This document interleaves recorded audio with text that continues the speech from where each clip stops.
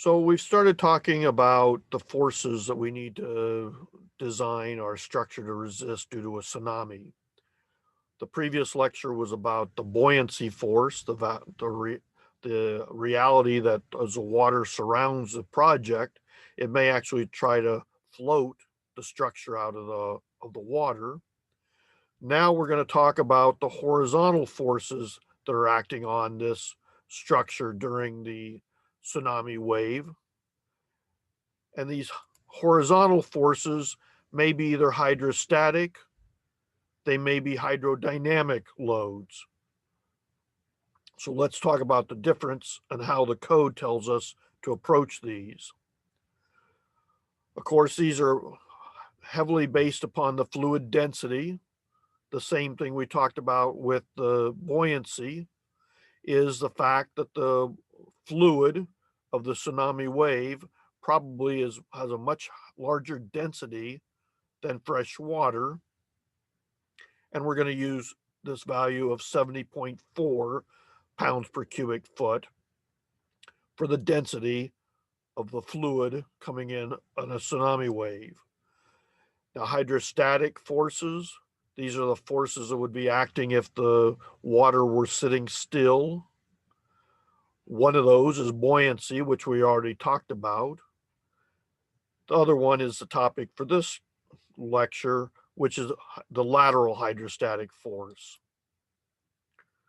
So the building code tells me that I can calculate this hydrostatic lateral force as being FH 1/2 gamma, the density of the fluid, times the height squared times the width B. The height is either going to be the inundation depth or the height of the wall. If the inundation depth is much higher than the wall, our worst condition is only when the water is at full height. The value B in our equation is the width of the wall going into the board. Most engineers are probably going to choose to set that to be 1 foot wide so that all of the information that comes out of this analysis will be based on a unit per foot, which is the way we usually design walls. Now, the worst condition is going to be when there is no water on the one side of the wall. The water has fully reached its value of H. In this situation, it's limited by the inundation depth. And I can determine this force due to the hydrostatic fluid. I can set that at located H/3 from the base of the wall. And from statics, I can come up with the shear and the moment that I need to consider when I design this wall.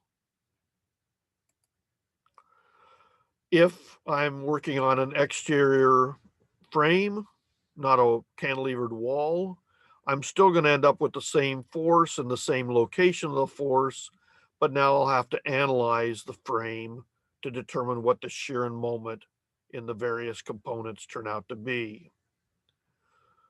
So that's hydrostatic force.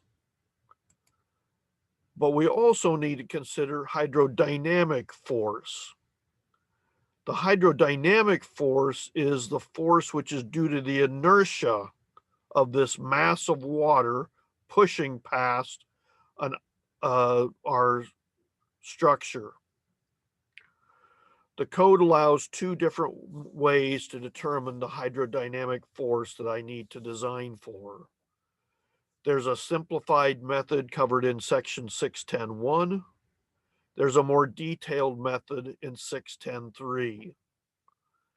In this lecture, we're going to talk about the simplified method.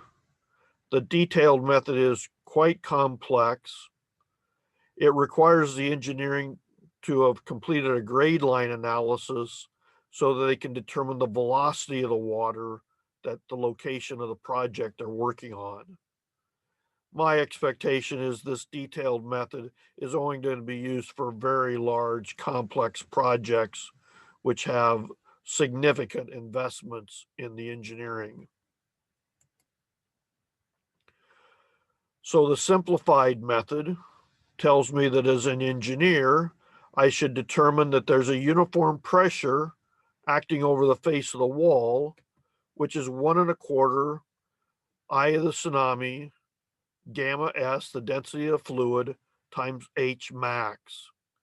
H is either the inundation level or it's the top of the wall. This simplified formula actually accounts for both the hydrostatic and the hydrodynamic forces. So if I use this simplified method, then I can skip the hydrostatic force, lateral force that we talked about just a few minutes ago.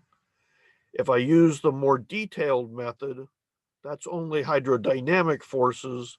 I then also need to combine that with the hydrostatic effect.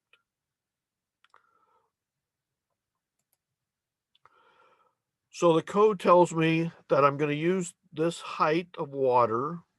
I'm going to use this pressure due to that water. I'm going to use the importance factor based on the tsunami risk category. I'm going to use the density of the fluid. But I'm going to apply that pressure over a height which is actually 30% higher than the value of H. So while my inundation depth may be limited at this value here, to use this simplified method, I need to apply this pressure over the wall to a height 30% higher than the water will actually reach. Now I have a uniform pressure. This isn't like a hydrostatic head. So the centroid of that is going to be the middle of this 1.3. My value of F sub H will be this pressure acting over the area that the code tells me to use. And I can determine the shear and moment for the wall I'm trying to design. Now it's a little unclear in the code what we should do if the inundation depth or the height of the wall is less than this 1.3 H. This formula for the pressure doesn't depend upon the depth.